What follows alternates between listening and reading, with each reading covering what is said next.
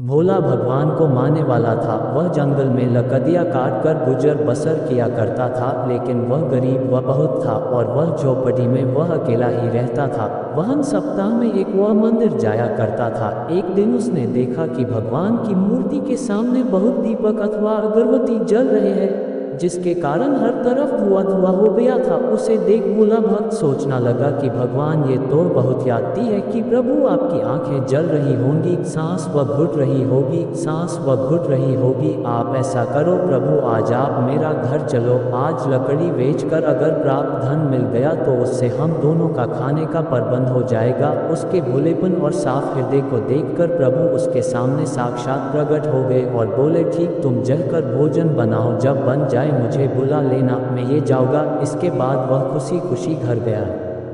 फिर भोला भक्त खुशी खुशी घर गया, भोजन की तैयारी करने लगा। जैसे ही भोजन की तैयारी हो गई, उसी वक्त वह मंदिर की तरफ भगवान को बुलाने के लिए चल पड़ा। थोड़ी दूर ही गया था, उसी रास्ते में एक बालक मिला। वह बोला, मुझे बहुत भूख लगी है। फिर क्या, भोले भक्त को उस पर दया आ गई और वह उसे अपने साथ अपने घर ले गया और बड़े प्रेम से उसने उसे भोजन करवाया।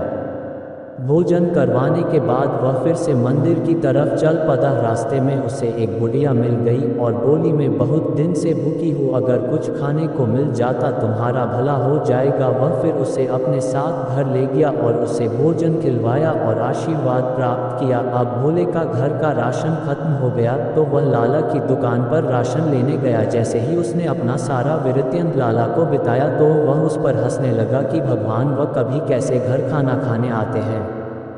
भोले भक्त बहुत मजाक उड़ाने के बाद उसने कुछ काम अपने दुकान पे करवाए और उसके बदले राशन उसको भोले को दे दिया। राशन लेने के बाद घर में खाने की तैयारी करने लगा। जैसे ही तैयारी हो गई वह फिर मंदिर तरफ चल पड़ा। रास्ते में फिर एक बूढ़ा आदमी भूखा पैसा बैठा था। फिर वह तीसरी बार उसको वह घर ले गया और उसको बहुत प्रेम से भोजन खिलाया। कुछ राशन शेष बचा था, वह फिर चला भगवान को बुलाने और आखिर मंदिर पहुंचा और भगवान को नेता दिया और बोला कि भगवान चलो, घर में खाना तैयार है, चलो मेरे साथ। प्रभु उससे देख प्रभु बोले कि भोले में तो भोजन 3 बार पा चुका हूँ। भोला भक्त बोला कि हे भगवान की आपको तो मैंने खाना खिलाया नहीं, मैं तो मंदिर अभी आया हूँ। भगवान बोले कि जो एक बच्चे, बूढ़ी माता और वह बूढ़े व्यक्ति को जो तुमने खाना खिलाया वह असल में मुझे ही तो खिलाया है और अब मेरा पेट भर गया।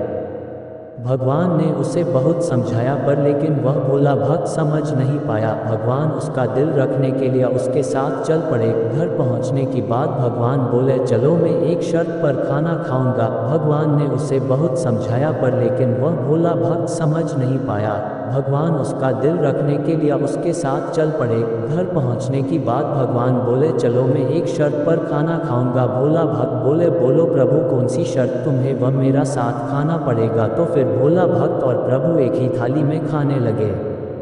जैसे ही प्रभु खाना खाकर गए थे वैसे ही भोला के दिन बदल गए। वह धन धान्य भरपूर हो गया, उसके पास किसी चीज़ की कमी नहीं रही। प्रभु की असीम कृपा बरसने लगी। ये सब देख वह लाला जो उस पर हंस रहा था, वह ये सब देख हैरान हो गया और लाला मंदिर जाकर भगवान को न्योता देने लगा कि प्रभु मेरे घर आयो और खाना पायो। प्रभु उसे बोले कि तुम घर जाकर प्रबंध करो और जब बन जाए मुझे बुला लेना।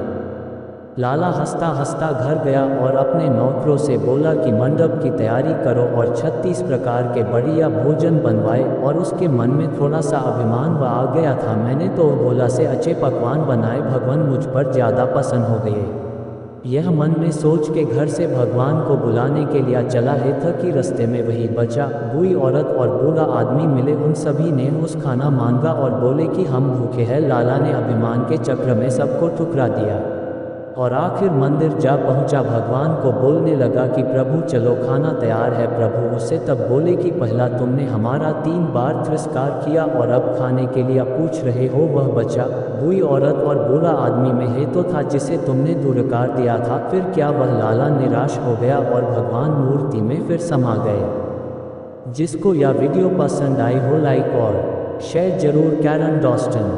हर हर शंभू, जय शंकर की।